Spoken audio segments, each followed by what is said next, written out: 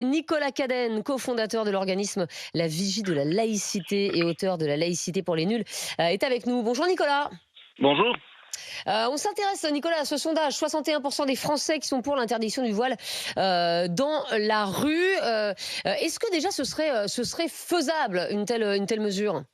Non, tout a été plutôt bien dit, hein. Non, Mm. ce serait effectivement a priori pas faisable, tout simplement Ah parce oui. que ça s'opposerait au principe même de laïcité Mmh. et ça s'opposerait ensuite à d'autres normes de liberté inscrites dans la Convention européenne des droits de l'homme. Mais même au niveau national, ça s'opposerait tout simplement à la laïcité qui prévoit la neutralité uniquement de ceux qui représentent l'administration publique, de ceux Mm. qui œuvrent pour le service public, hein, qui sont dans une mission de service public, parce qu'effectivement là c'est tout à fait logique, ils représentent l'État, ils représentent les services publics qui doivent être neutres et impartiaux vis-à-vis de toutes et tous, donc c'est tout à fait normal d'être Mmh. neutre de ce point de Mm. vue-là.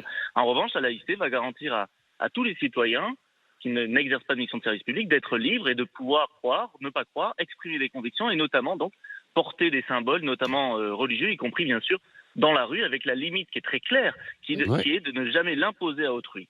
Donc c'est Mmh. bien là où il y a une limite. Oui, mais alors On ne est-ce que peut dans pas la rue, vous ne imposer à autrui. l'imposez pas à autrui finalement? Les gens qui vous Ah croisent non, dans la non, rue, c'est vous un l'imposez signe qui forcément? reste.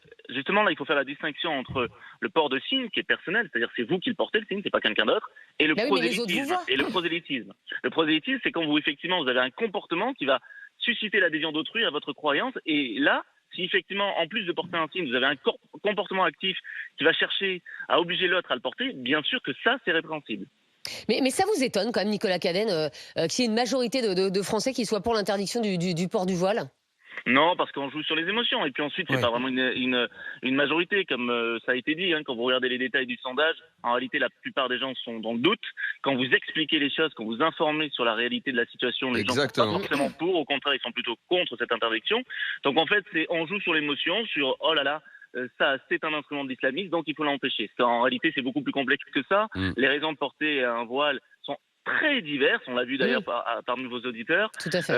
Évidemment que Latifa Benziatine, par exemple, qui est la mère d'un militaire tué par Mohamed Merah et qui porte le voile, n'est évidemment pas une islamiste, au contraire, elle les Ah non. combat.